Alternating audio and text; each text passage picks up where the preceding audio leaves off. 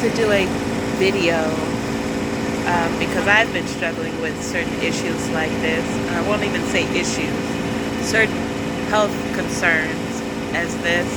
As being a so-called black woman now in America, and the line of the title of a strong black woman, and finding out how it's linked to depression, and in the black community how mental health is a lot of the time ignored, overlooked, pushed up under the rug.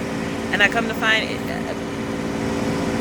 it can affect anyone, but the fact that in the black community that it's really frowned upon or even looked down upon if you have a so-called mental health issue, or if you have a break in reality, or just tend to not want to go into jail or to be here. With the struggles on let it be finances, or dealing with as a parent, it can be overwhelming. And I want to say, if anyone else comes across this, that you're not alone. You are not the only one going through this. It's deep, and it cuts deep. As being a so-called black woman, strong black woman, it leads it to where you can never go and have a low point. Everything has to be going good. You always have to carry it on your back. You can never go and express how you feel, let alone have a counterpart in order for you to be able to share it with what you're feeling and what you're going through with anyone. And then I find it's even like this even when it comes to the black males that we as black women that we may deal with. To give you an example, I caught a clip of When They See Us. I have to get my bearings about myself, and even to order to go and to watch it, because it just shows and it puts on the forefront on how America, our system is set up, and how it's rigged biasly, and how some people of other ethnic groups are even seeing it, because now it's starting to affect them, and that's like maybe the only reason, and maybe I guess that's what it takes. But it was a clip where it came into there where after the young guys being incarcerated and them being let out and having to go and get adjusted to normalcy in life, with their personal lives, their family lives, getting back in the working slave market that we all have to go and punch in on a 9 to 5 because they made it to be that the American dollar is our currency. It showed where, as far as a man, the weight of the world that is also placed upon him as being the provider. And if the odds are stacked up against you, when is enough enough? When is it enough or okay to where you can say, you know what, I can't deal with this right now. I can't go through this. I can't face this reality. Like, it's fucked up. It's messed up. As I come into finding out what a empath is, and being a generation of coming from a millennial, and how they say how we are designed, and our mindset and our mind frames. I think it comes to place. It comes to be in a point of where we see things a bit more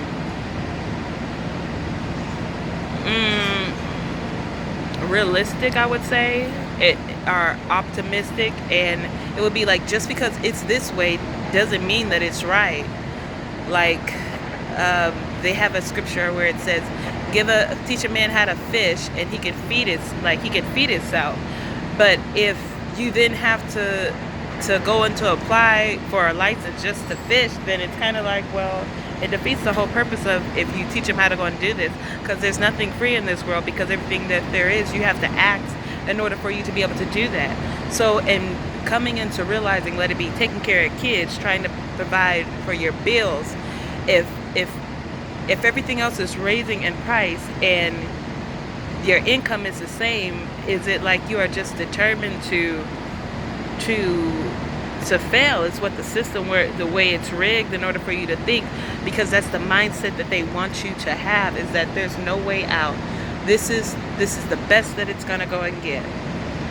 But I refuse to want to believe that, and I really hope that this is the first and the beginning lessons of conversations that we in the black community that we need to have, to where the black man is struggling and he's trying to figure himself out, trying to navigate through this world, and so is the black woman. And the killing part of it is that me myself, I'm just now hitting into my 30s, and it's like realizing this, and it's like coming upon realizing it is one thing, but changing the way you move through life is like another. And once you know better, you try to do better. But it's like the way that you have to get up, go to work, come home, cook, maybe provide farts for the kids, cook farts for the kids. It makes it to be where you really don't have any time to grow, as in to work on yourself. It leads it to where you're like in Westworld, where everything you do, you're working in a system and as a programming ever since from the time that you were a kid. And by the time that you wake up and you realize that you are being programmed and this is the way it works, you get up, you go to work, you come home, you cook.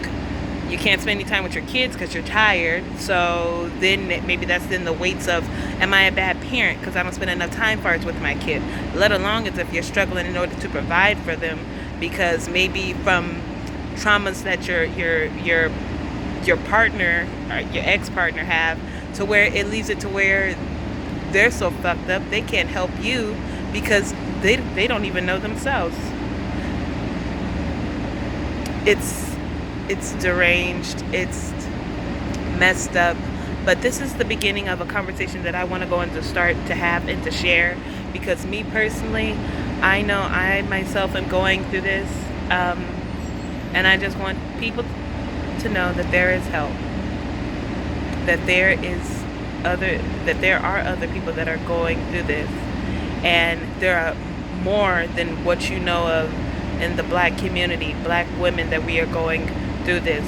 We just call it the strong black woman, when it's actually, there's an article, I will have to look it up and post it, to where it shows to where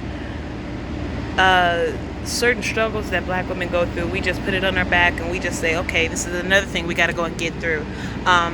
The hashtag, the hashtag Time's Up, or Me Too, I think it was Me Too, the Me Too movement was started actually of a black woman, and then you come to find that talking to other black women that, hey, they were assaulted too, and not going and treating the trauma will just lead on to other baggage and other trauma adding on to that, and it will then just make it to where it's your normalcy.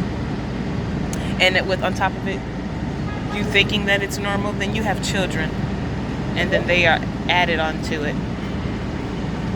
So with them going and being added onto it, it makes it to where if you're aware, you're trying to be a conscious person coming into yourself, it makes it then to be, you try to do everything within your power to make the outcome better for you, for yourself, for your children, because if not, the cycle will never change, and we have to start somewhere. So this is me signing off. I guess I'll maybe, once I get enough more nerve and courage, I will start adding a bit more, I guess, content, but more so I think I just want to start sharing messages, just for if there are other black women out there struggling and going through this. I come to find it's very hard in order to talk to older people about certain things because they don't understand. Older black women, maybe they don't understand, or they look down upon you, or they're trying to compete with you, and that I don't understand, because there used to be a time to where you could go to your elders and ask for advice. Now it's like some of them are trying to be young and be out there in the street. And where I come from, my mom, it's called a junior flip, as far as men trying to be young and trying to still be out there in the scene. And I think it's a lot of older people, a lot of younger people that actually realize none of that stuff actually means anything. all it's doing is like you going out trying to showboat, keep up with the Joneses, when none of that is important. I find it's a lot of 20-year-old people that actually don't even like going out because don't even want to go and deal with people, deal with crowds, deal with the shenanigans of things. It's like it's just better to be at home. It's safer. You ain't got to go and deal with the mess. You don't have to go and deal with people starting mess. You have to deal with people trying to put you in their mess, create drama. All of it's unnecessary. Trying to put their shallows and their insecurities on you. I find it's just better this way. But I'm just wanting to just start getting the message out there because you're not the only one. You really are not the only one. I had a very hard week and just trying to get back to normalcy. It's very hard. And it's very hard to do that when your soul or your spirit is personally weeping and it's asking for, let me out. Please show the real me, because what is being portrayed out here is not me. So trying to bring it to a close and just show that there are other black women that are out here that are going through these things, and to show you are not the only one.